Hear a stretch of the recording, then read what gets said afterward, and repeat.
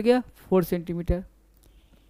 इसमें हमने समझ लिया होंगे क्या किया है यहाँ पे 5 का स्क्वायर मतलब 5 को 2 बार मल्टीप्लाई करना तो 25 हो गया। 3 का स्क्वायर यानी 3 को 2 बार मल्टीप्लाई करना हम स्क्वायर वाले चैप्टर में समझ लिए होंगे 9।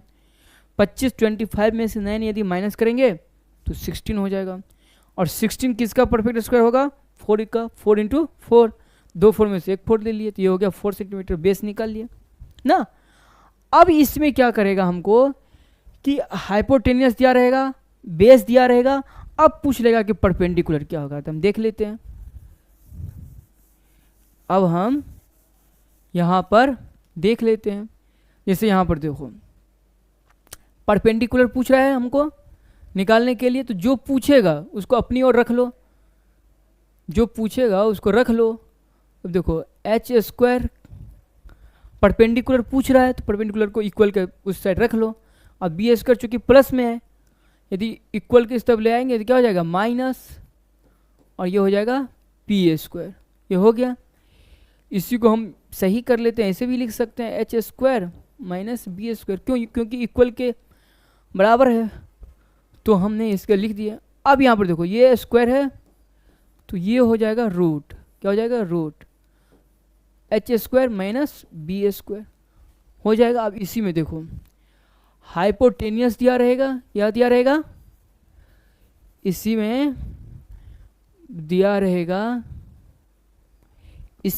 रहेगा क्या दिया रहेगा हाइपोटेनियस दिया रहेगा।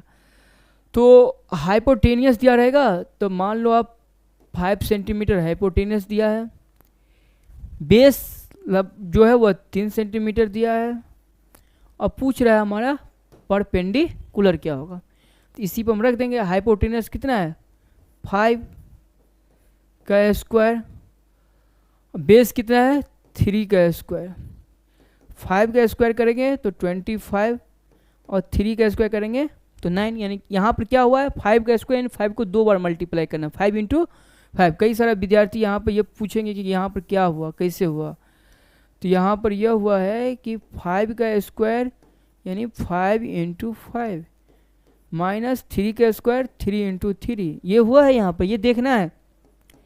5 का स्क्वायर होगा 25 5 5 3 का होगा 9 5 में से 9 जाएगा तो होगा 16 और 16 का क्या करेंगे परफेक्ट स्क्वायर 4 इंटू 4 एक 4 निकाल लेंगे तो ये हो जाएगा 4 सेंटीमीटर।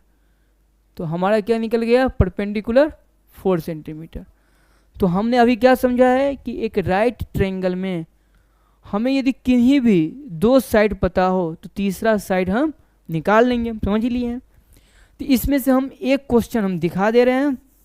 एक क्वेश्चन दिखाने के बाद उसके बाद हम कुछ क्वेश्चन 3 क्वेश्चन हम आपको देंगे आप बनाना क्योंकि मैथ्स जो है वो प्रैक्टिस का ही है खेल।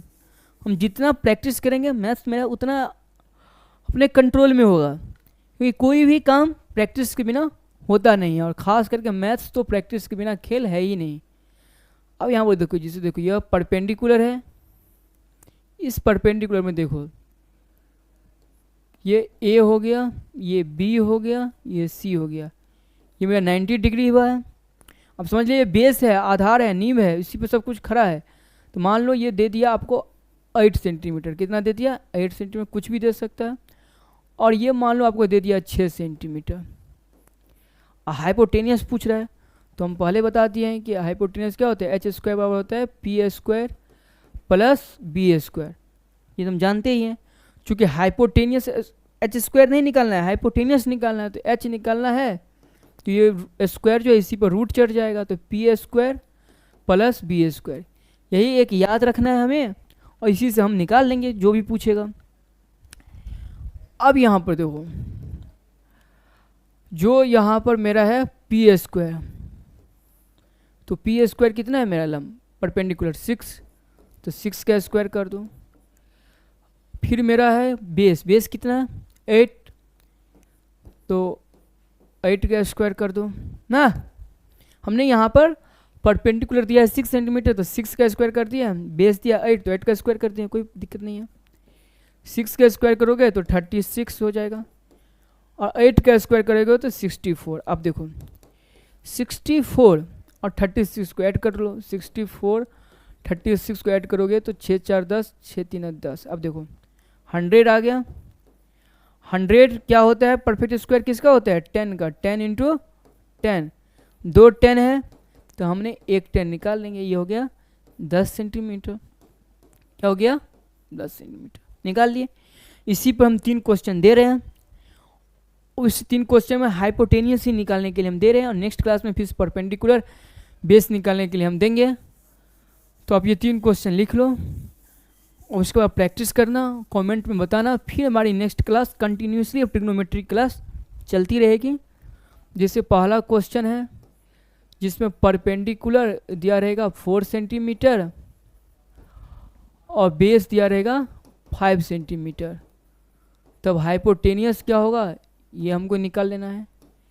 फिर दूसरा क्वेश्चन में परपेंडिकुलर हमारा दिया रहेगा 6 सेंटीमीटर और बेस दिया रहेगा मेरा 8 सेंटीमीटर, तो हाइपोटेनियस क्या होगा ये बताना है हमें। अब प्रैक्टिस करना, कमेंट करके बताना। फिर परपेंडिकुलर मेरा दिया रहेगा 5 सेंटीमीटर और बेस दिया रहेगा 4 सेंटीमीटर, तो हाइपोटेनियस क्या होगा ये बताना। तो अभी की क्लास में हमने हाइपोटेनियस कैसे निकाला जाता है वो देखे हैं।